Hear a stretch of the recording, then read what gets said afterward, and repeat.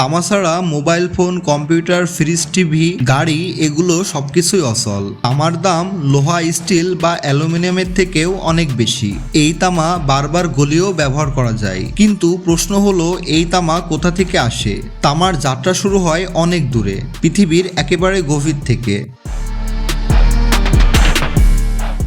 সবার আগে দরকার হয় তামার খনিজ বা আকরিক। পৃথিবীর ভেতরে নানা রকম খনিজ থাকে, তার মধ্যে কিছু খনিজে তামা লুকানো থাকে। এগুলো বিশাল বিশাল পাথরের সাথে মিশে থাকে।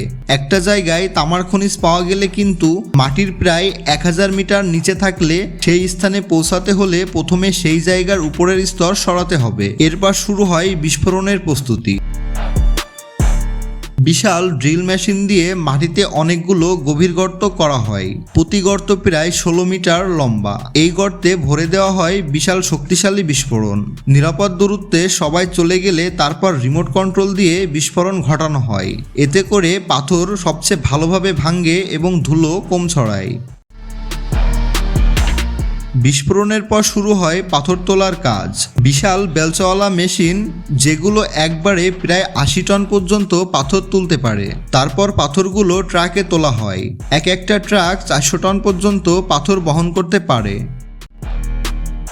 এই পাথর থেকে তামা আলাদা করার 2 রকম উপায় আছে। একটা হলো পাথর গুঁড়ো করে, আর একটা হলো অ্যাসিড দিয়ে। প্রথমে এই পাথরগুলোকে বড় বড় মিলে পাঠানো হয়।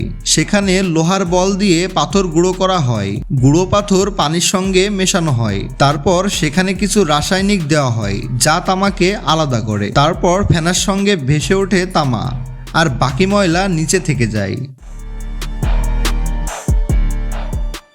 এতে যে মিশ্রণ পাওয়া যায় তাতে প্রায় 30% তামা থাকে।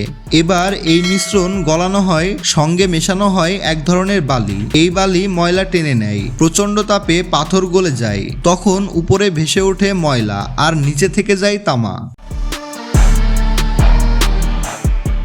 এরপর এই তামা আবার গলানো হয়ে গেলে তামা ঢালা হয় বিশেষ প্লেটে। এরপর মেশিনের ভেতর দিয়ে চালিয়ে এই পাতকে পাতলা করা হয়।